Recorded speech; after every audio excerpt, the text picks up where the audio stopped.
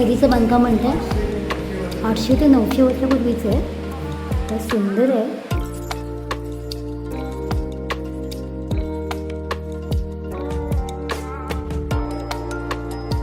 आज मी निघाले होते रत्नागिरी जिल्ह्यातील राजापूर तालुक्यातील धोपेश्वर या गावी असलेल्या धूत पापेश्वर मंदिराकडे. डोंगराच्या कुशीत लपलेलं, निसर्ग सौंदर्याने नटलेलं, सुंदर आणि सुबक शिल्पकलेने साकारलेलं असं हे मंदिर, श्री धूत पापेश्वर मंदिर, पर्यटकांना भुरळ घालतं. अतिशय शांत व रमणीय ठिकाण आहे हे मंदिर राजापूर बस डेपो पासून 3 ते 4 किलोमीटर अंतरावर आहे. जवळचे रेल्वे स्टेशन राजापूर रोड आहे. मी गावखडी गावातून निघाले होते हे मंदिर पाहण्यासाठी. या आधी सुद्धा मी या मंदिरात गेले होते, पण त्यावेळी अतिशय पाऊस होता. आज माझ्यासोबत मुंबईहून पाहुणे आले होते. त्यांनाही हे पवित्र ठिकाण पाहायचं होतं आणि देवाचं दर्शन घ्यायचं होतं. कित्येक जणांना या मंदिराबद्दल माहिती नाही आहे. हे मंदिर खरंच खूपच सुंदर आहे. या मंदिरापासून जवळच आपल्याला राजापूरची गंगाही पाहायला मिळते. शिवाय उन्हाळे या गावी सुद्धा आपल्याला गरम पाण्याचे कुंड पाहावयास मिळतात.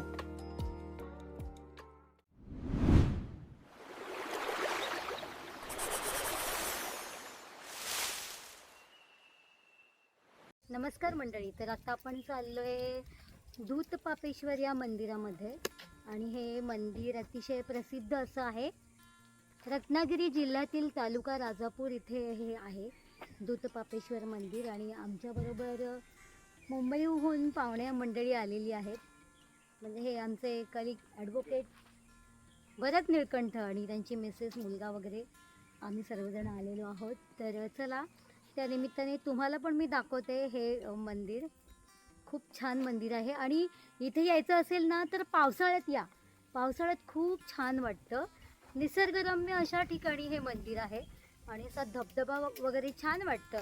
तर पावसाळ्यात तुम्हाला कधी यायचं असेल ना तर नक्की या. पण पावसाळा निवडलात ना तर अतिउत्तम. हे थोडंसं ऊन आहे, पण तरी पण गार वारा सुटलाय.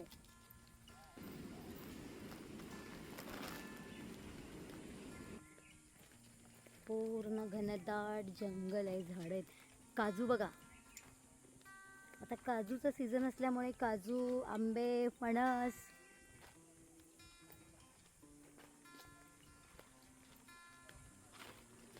मस्त काजू.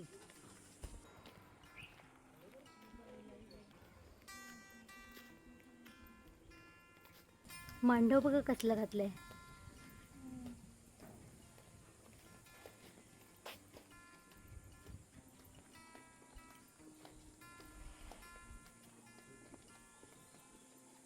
शाळा आहे.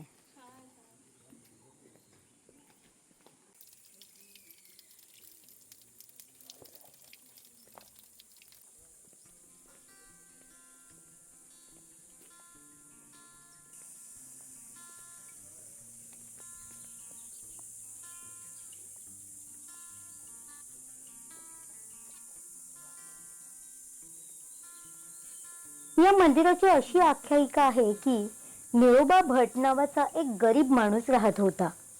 काशी विश्वेश्वर दर्शन आणि गंगास्नान करण्यासाठी हे शिवभक्त दरवर्षी काशीला जात असत. वृद्धापकाळामुळे त्यांना पुढे दूर जाणं कठीण झालं. त्यांच्याकडे एक गाय होती. तिने अचानक दूध देणं बंद केलं.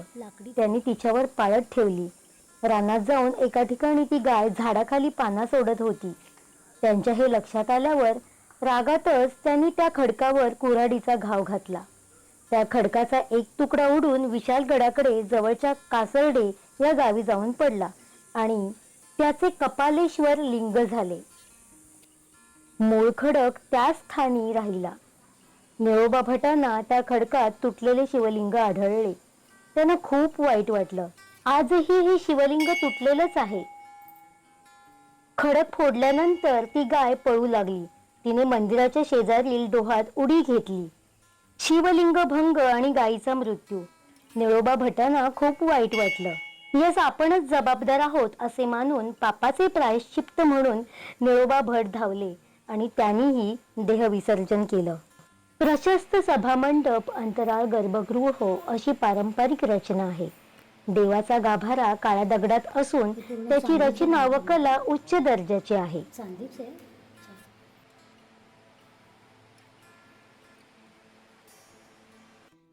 काळ्या पाषाणात हाताने केलेले सुंदर सुबक कोरीवकाम खरंच वाखाणण्याजोगं आहे. गाभाऱ्यातील स्वयंभू शिवलिंगाचा आकार वैशिष्ट्यपूर्ण असून त्यामागे धार्मिक संदर्भ आहे.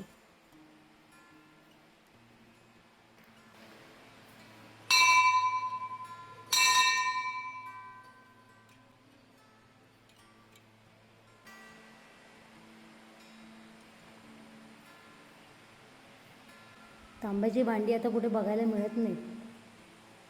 पाणी भरलंय त्याच्यात. अच्छा, आता अशी भांडी दिसत नाहीत ना तांब्याची.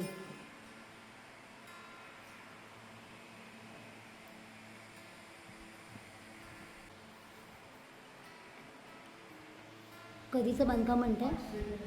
800 ते 900 वर्षापूर्वीचं आहे. काय सुंदर आहे. कोरीव काम केलेलं एकदम दगडामध्ये.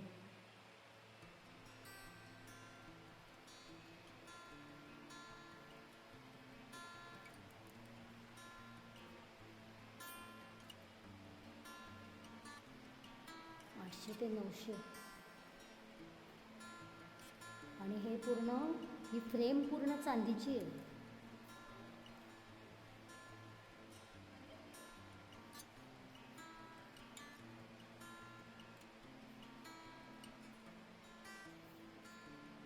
मशीन शिवाय हाताने केलेले हे कोरीव काम किती उठून दिसतं.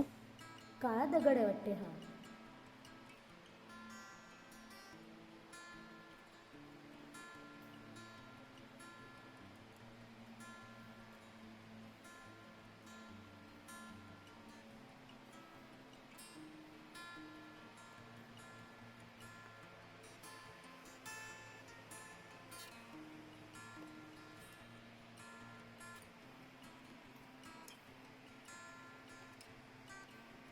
या मंदिरात तुम्ही मनसोक्त शूटिंग घेऊ शकता, कोणीच तुम्हाला रोखणार नाही. म्हणजे मला तरी तसा प्रत्यय आला. कोकणातील मंदिरातील अजून एक खास गोष्ट काय आहे माहित आहे आपल्याला? प्रत्येक मंदिरात अशी देवाची पालखी दिसते. मंदिरातील खांबांवर केलेलं हे बारीक सुंदर कोरीवकामही किती उठून दिसतं.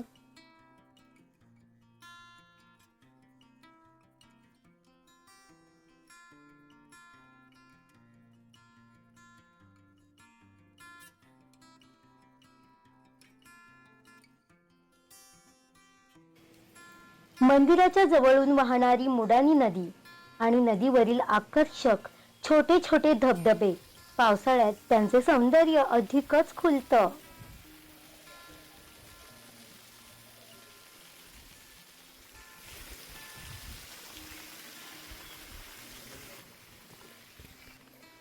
पावसाळ्यात अतिशय सुंदर वाटतं.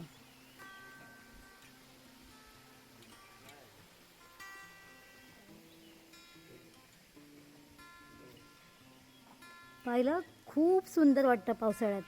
इथे यायचं तर पावसाळ्यामध्ये बघण्यासारखं वाटतं एकदम. ते मंदिर बघा तिकडे दुसरं मंदिर आहे ना. ते काय पडलंय काय माहिती.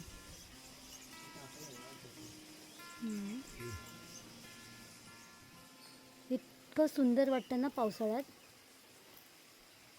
आता पाणी नाही आहे कारण आता मे महिना आला. आलं पाहिजे, आमचे दोघं झाले पाहिजे.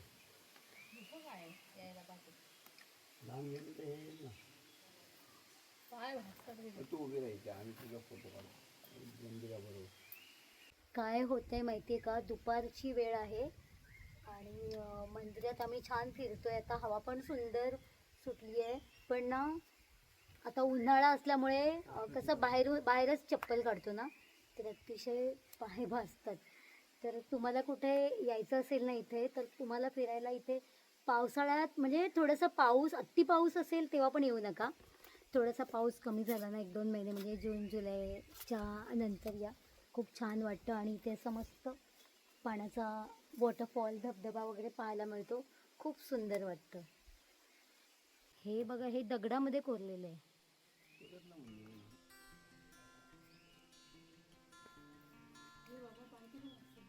या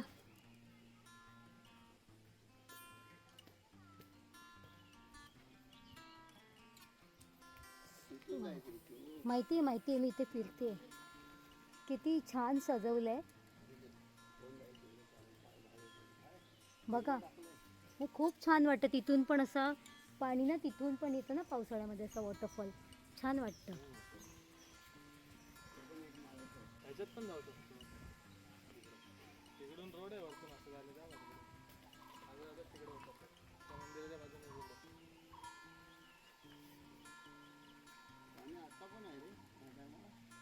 आता मे महिना आहे तरी एवढे मग तुम्ही विचार करा पावसात किती छान वाटत असेल. हो कडे कपारीमधून.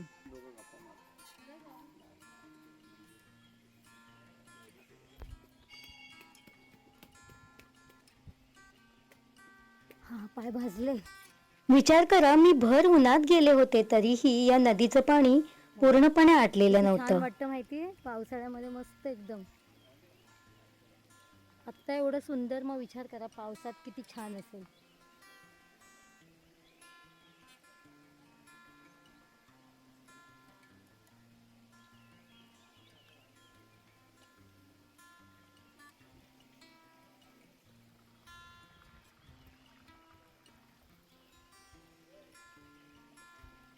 पावसाळ्यात हे दूधपापेश्वर मंदिर म्हणजे जणू स्वर्गाप्रमाणेच भासतं आणि या स्वर्गाचं चित्रीकरण करण्यासाठी निसर्गप्रेमी ड्रोनसह हजर असतात.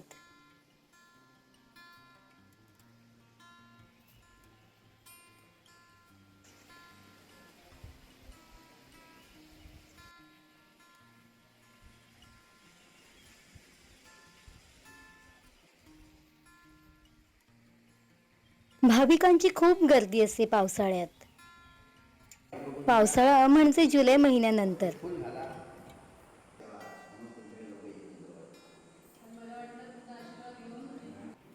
दिशांची माहिती देणारं हे यंत्र आपल्याला मंदिरात पाहावयास मिळतं.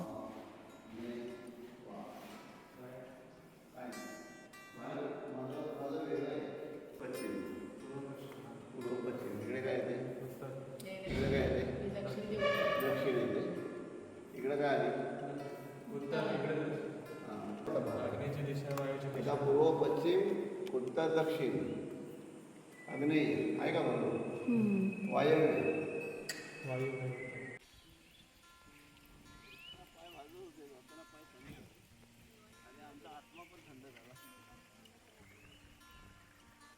मंदिराच्या आवारात इतर देवी देवतांची मंदिरे देखील आहेत. तिथे जायचं राहिलं कामेश्वर मंदिर.